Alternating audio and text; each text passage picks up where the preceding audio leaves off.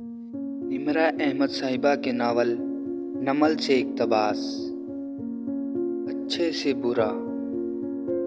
اللہ تعالیٰ نے ہمیں بہت سی نعمتوں سے نوازا ہے۔ انہی نعمتوں میں انگور اور کھجوریں بھی ہیں۔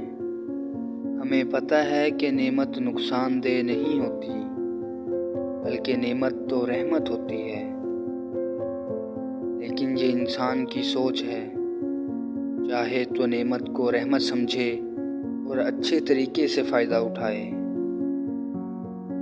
یا قدرت کی حدود سے تجاوز کر جائے۔ انسان نے حدود سے تجاوز کیا اور نعمت کو بگاڑا، کھجور اور انگور سے شراب بنائی، یعنی ایک اچھی چیز سے بری چیز بنائی۔